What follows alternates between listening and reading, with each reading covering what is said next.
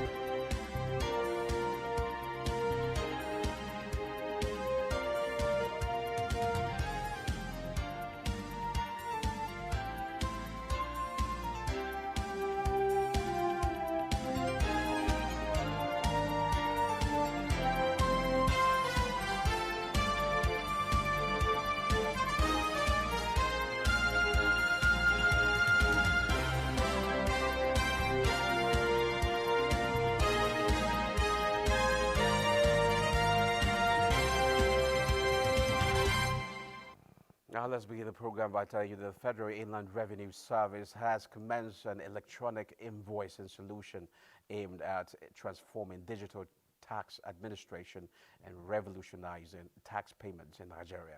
The e-invoicing system, also known as the merchant buyer model, is designed to make a tax compliance easier, faster, and more transparent for all categories of taxpayers. Statement by Dari Adekambi, Special Advisor on Media to the FIRS Chairman Zak Adedeji, said the solution went live on August 1st following a successful pilot phase which began in November 2024.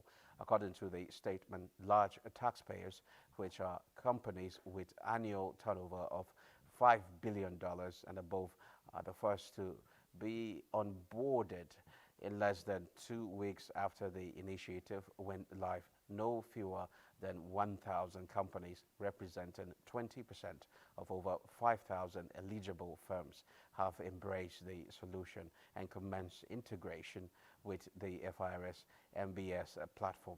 It noted that the remaining large taxpayers are expected to come on board on or before November 1st, the deadline for all firms in the category to complete their onboarding and integration processes.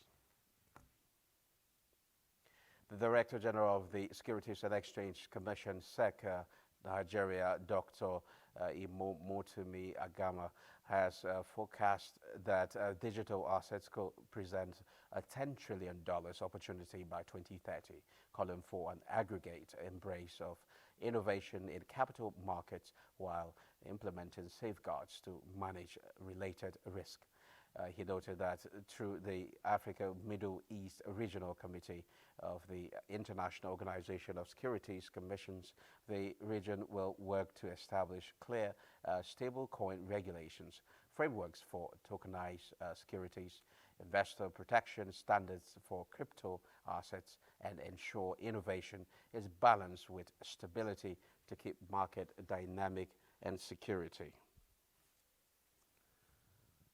President Bola Tinubu last week approved measures aimed at improving the welfare of pensioners under the Defined Benefit Scheme. DBS, the head of corporate communications at the Pension Transitional Arrangement Directorate, Olubenga Ajayi, said the development marked a significant milestone in Nigeria's pension reform efforts. Ajayi said PTDA, or PTAD rather, had settled arrears related to the first pension increment of 20% to 28%, which came into effect in January 2024. The approvals, which align with the President's renewed hope agenda, contain the immediate implementation of an extra budgetary allocation to enforce new pension rates for DBS pensioners. The President also endorsed the adoption of a proposed pension harmonization policy, which will be incorporated into the 2026 pension budget. Additionally, health insurance coverage for all DBS pensioners has been approved, ensuring access to essential health care services. Now, to speak on the significant step forwards in enhancing the welfare of pensioners in Nigeria with reference to pension increment, harmonization, health insurance coverage, settlement of liabilities, emergency budgetary allocation, is a senior economist with SPM Professionals, Dr. Paul Alaje. You're welcome to the program. Thank you so very much for having me. Well, let's delve into it then. The development is set to mark a significant milestone in Nigeria's pension reform efforts. That's, the story I read earlier before now. But of what significance is the reform? The impact is high. The significance is high. Doing the right thing with pension is telling those who are working today, either as public or private sector, that they have a future even when they are no longer in service. So that will improve commitment, not just to the retirees or pensioners, but people that are working today. It also has implication on corruption. Those who feel that we need to take care of ourselves while we work now, because in the future, we do not know what this may mean. The good news, however, is that with this scheme, first of all, the increment of 32,000, that's on one hand. On the second hand, the clearing of all outstanding and making budgetary provision in 2026, I think all of this together, including allowing pensioners to have access to health insurance, all of this will boost confidence of the engine room of any nation in Nigeria, civil service, and those that work in private sector. This will boost robust confidence in the system. We hope it will help reduce corruption, and people will have faith in the system that at the end of the day, their welfare matters even when they are no longer in active service. Okay, President's directive included unpaid liabilities owed to NITEL, MTEL pensioners and other retirees from defunct parastatals in 2026 budget proposal. What is your opinion on this? Well, it's the right thing to do. I think that the President is perhaps reading reports. You saw World Bank reports in terms of poverty. You have also seen Oxfam reports recently that says 90% Nigeria are poor.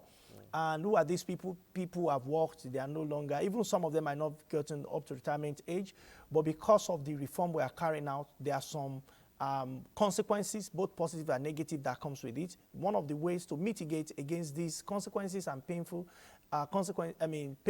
outcomes of the policy will be to perhaps respond to those who have worked or those whose pension have been delayed, and we can see the impact in their lives, and we can also see that as government, we've done our part in terms of promises that we have given to these people and what they should end today. So to me, it's a positive impact that you have there regarding directing MTEL, NITEL, the defunct agencies, to be paid now. And also in the coming period, not to have any agencies that have worked and they're supposed to be paid and they are not paid. I think this should be done because their purchasing power over the years have been weakening.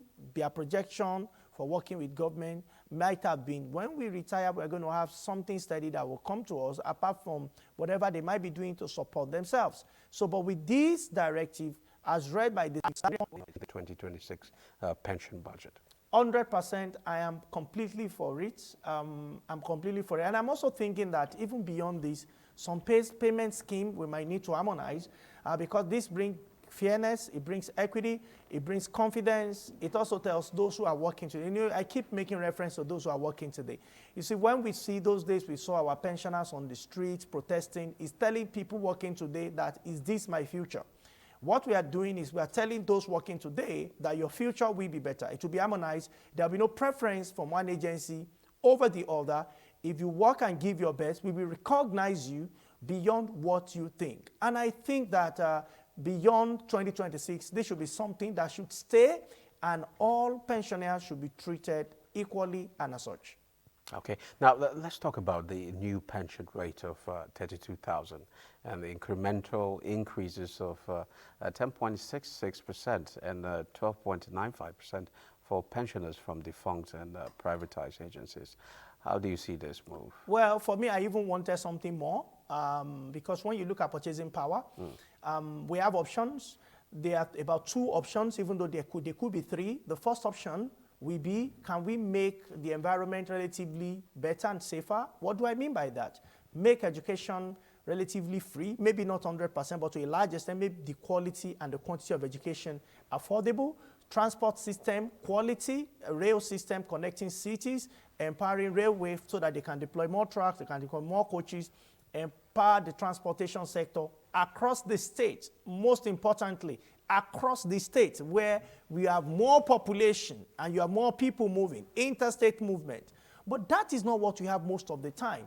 So people have to now buy, people now to have earn, and when they earn, they need to pay for all of these services, even though the price, it might become more pricey. So here is the point. If pensioners who, of course, during inflationary pressure, they are the most affected in according to economics. So because they cannot vary their income. So increasing them by 32,000, even though I was thinking something much higher. Because about 32,000, looking at the current economic realities. Yeah, economic realities today. I think that it's the minimum we can do, and if we can do more, it will really be good if we can boost it even further. Okay. How do you see the health insurance coverage for Excellent. all BBS pensioners? I spoke about it earlier. Guess who needs health insurance more? Is it a young person that is just getting to service at age 32, 35, or somebody who has left at say 60, 65, or 70? Who needs health insurance more? Who will have more of health concerns? Is it the man that just resumed or somebody that has spent 10 years? Everybody requires health. In fact, in measuring human capital development, you need education, you need income and health. In all of those, health is very important because you don't want to be the population that is sick. So now or yesterday or tomorrow, most importantly, covering those who have retired or pensioners in this scheme, I think is the way to go. And I keep saying we might need a constitutional review. There are some needs that are not just people living or working with federal government that need it. State government need the same. Local government need the same. How do we harmonize it? We're harmonizing pension for federal workers. Are we doing the same for state workers? Are we doing the same for local government workers? And as at when? So if it is not done in other states, who should be held accountable? When should we start calling out those who might have not implemented the same, so that when people work and they become corrupt, we can ask questions. You have been covered in terms of health insurance. Your pension has also been increased based on what you can see, even though might have not been there, but we're not where we were before. And lastly, your disposable income might have also increased slightly. Okay, just your closing thought. What would you like to see maybe in a few years' time regarding this particular reform? Yeah, what I would say regarding reform is that it's a welcome development, and to emphasize again that we want subnational to key into the same development such that we can have all pensioners across board, whether they are federal, or they are civil, they are federal, they are state or local. Those who work in public service, they need to key into this, especially those even who are working in paramilitary and security agencies. It's important for us to start implementing it because of current economic realities so that we can reduce the impact on the people, especially those who might now have the ability to work actively the way they were 5, 10, 15, 20 years ago. It's always a pleasure having you on the program, Mr. Paul. Thank you so much for having me. Thank you. Thank you. Well, moving forward, credit to Nigeria's private sector shrank by 1.89 trillion naira in the first half of 2025 as high borrowing costs and tight liquidity pushed companies and households to cut down on debt. Latest data from Money and Credit Statistics published by the Central Bank of Nigeria on its website show that private sector credit dropped from 78.02 trillion naira in December 2024 to 76.14 trillion naira in June 2025, extending the impact of a monetary policy stance that has favored stability over credit expansion. The decline comes as the Monetary Policy Committee has kept its benchmark interest rate unchanged throughout 2025, holding firm after a series of steep hikes in 2024 that lifted the monetary policy rate to one of its highest levels in decades. By locking rates at restrictive levels, the CBN has made a new borrowing more expensive, prompting many businesses to use available cash flows to repay debt rather than take on fresh obligations. Now, the African Development Bank, AFDB, is set to lead the financing efforts for Ethiopia's ambitious Bishoftu International Airport project, a $7.8 billion mega project aimed at creating the largest airport in Africa. A formal financing agreement is scheduled to be signed on August 11, 2025, between Ethiopia Prime Minister Abiy Ahmed and AFDB President Akinwumi Adesina. This groundbreaking project is designed to handle up to 100 million passengers annually and will feature 4 parallel runways, aircraft maintenance hangars, cargo and catering centers, and express railway to Addis Ababa, and parking for 270 aircraft.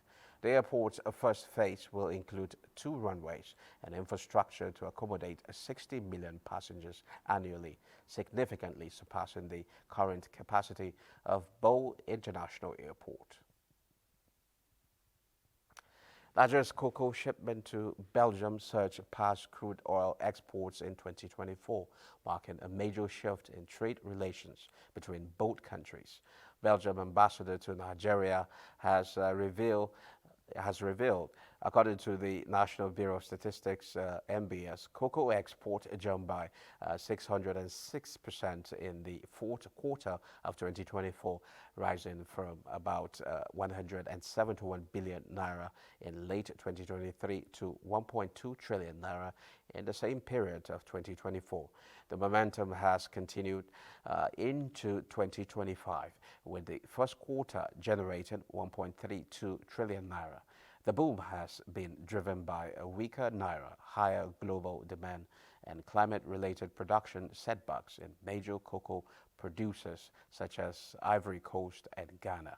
Cocoa now accounts for 77% of Nigeria's total agricultural exports, which stood at 1.70 trillion naira in the first quarter of 2025. The ambassador said the development presents Belgium with an opportunity to diversify its imports from Nigeria. Historically, crude oil dominated Nigeria's exports to Belgium. Let's now take a trip to the commodities markets.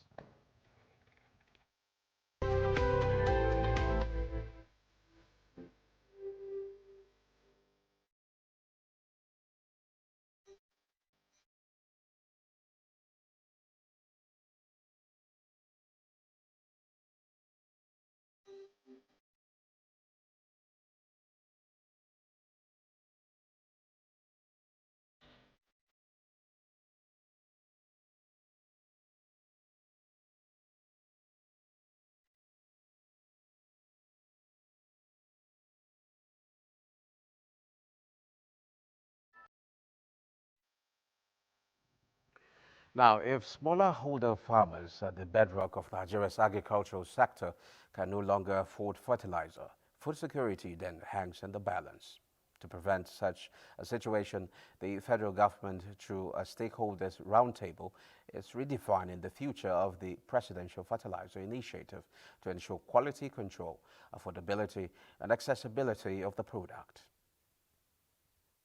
Our position is that in addition to every other thing that the government is doing, whether it is intervention programs, it is new policies, incentives, our responsibility within the fertilizer ecosystem is, one, ensuring that we take all steps to bring down the price of fertilizer through economies of scale, through domesticating the production of the inputs, and steps are already being taken to ensure that we achieve that. Of course, there continues to be challenges, but what I'm proud to say is when I reflect from 2016 to today, those challenges have substantially been confronted together as an industry. Our stock market records 2.84 trillion naira increase in 1 week on positive momentum. Like our reports. Thank you, Musa. The Nigerian stock market last week sustained its positive momentum run for the 6th consecutive week, pushing the market capitalization by 2.84 trillion naira, as the NGX All Share Index and market capitalization appreciated by 3.18% to close the week at 145,754.91 basis points and 92.215 trillion naira.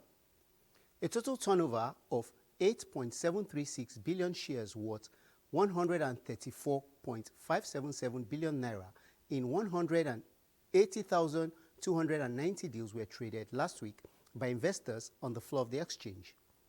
The financial services industry led the activity chart with 7.483 billion shares valued at 70.980 billion naira in 77,227 deals, contributing 85.65% and 52.74% to the total equity turnover in volume and value.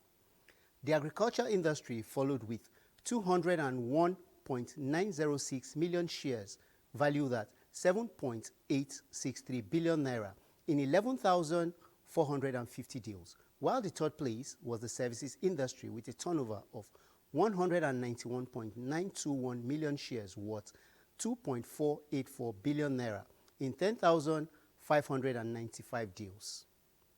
Trading in the top three equities were Linkage Assurance PLC, Consolidated Hallmark Holdings PLC, and Universal Insurance PLC, and accounted for 3.195 billion shares worth 6.594 billion naira in 3,964 deals.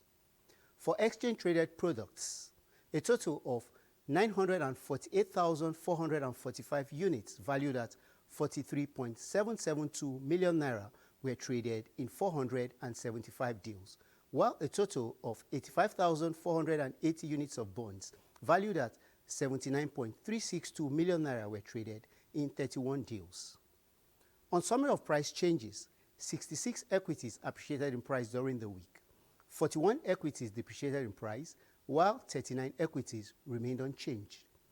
It's back to you, Musa, for the continuation of the program. Thank you, Olayinka, for that update. That does it on Business Express. Business Express returns tomorrow.